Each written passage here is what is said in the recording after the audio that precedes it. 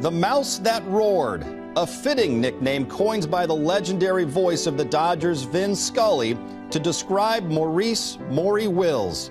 What the diminutive shortstop lacked in size, he made up for with grit, determination, and speed.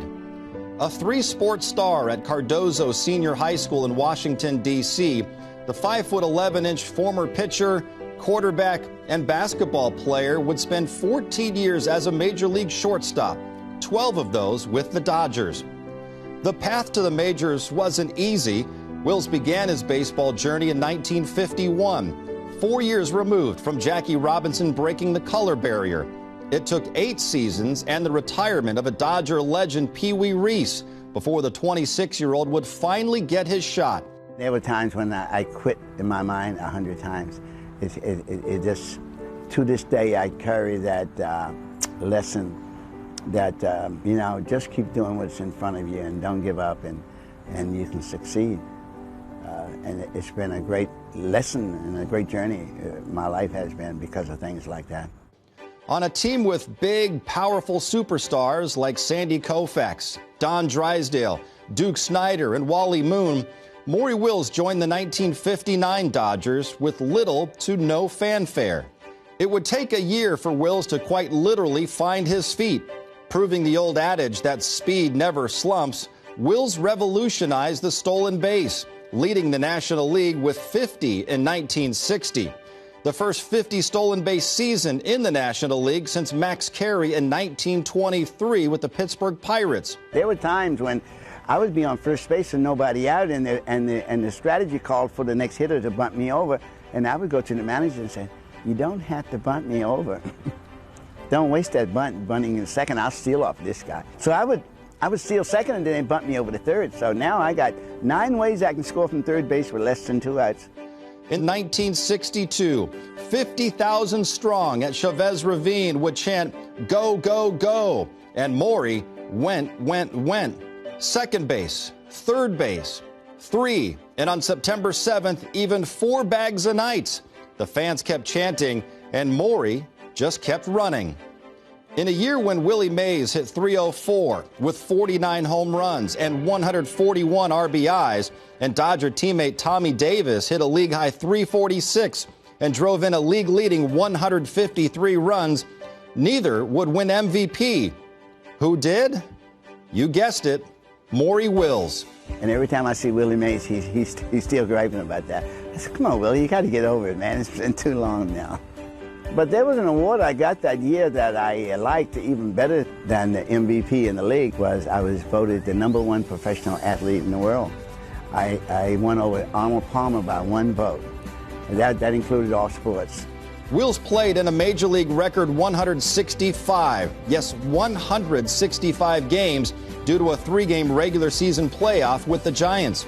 He hit a shade under .300 with a National League best 10 triples and an eye-popping 104 stolen bases, a new Major League record. His 104 stolen bases were more than the total of any one team, the Washington Senators coming the closest with 99. I was not stealing bases just to rack up another base, not to break a record, but to get into scoring position so I could score a run. I scored 130 runs that year, and that was the whole idea. A 7-time All-Star and back-to-back Gold Glove Award winner in 1961 and 62, Wills led the National League in stolen bases for 6 consecutive seasons and eventually called it a career in 1972. In his post-baseball life, Wills couldn't stay away from the game. He dabbled in broadcasting, briefly managed the Seattle Mariners, and taught the art of base stealing during spring training. In fact, Maury was at the forefront of one of the most famous stolen bases in MLB history.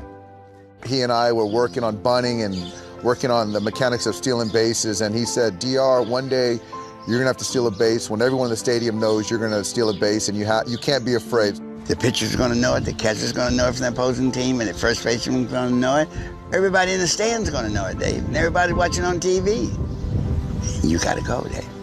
Roberts is going. Posada's throw. Roberts safe. Maury was a big part of kind of the positive good angel on one side. The other side was telling me that I'm going to get thrown out and you can't go. And so fortunately, Maury Wills on my left shoulder won out. Even well into his 80s, it was true what they say. Once a Dodger, always a Dodger. Every spring, you could find Wills at Camelback Ranch in the practice area known as Maury's Pit, teaching the fundamentals of bunting, a lost art in today's game. Maury's Pit. Don't ask for a bat. I might have to get a bat. I bet I'm going to run better than these guys right now. I don't want you to show him. Straight out of bed. If he bunts it a little bit lower, it'll automatically, like you taught me, it goes further, but he's bunting it. You see what I'm saying? You don't need to try to create anything because you're automatically now going to hit I it can here. just hold it firm. You can just hold it firm and put your hand a little bit lower and bunt it where you think, and it'll automatically go. Got it. I mean, I had a great teacher. Exactly. A three-time All-Star and trailblazer, we mourn the mouse that roared. Forever a Dodger, Maury Wills. The measure of success is not necessarily how far you went, but perhaps the measure of success is from how far you came.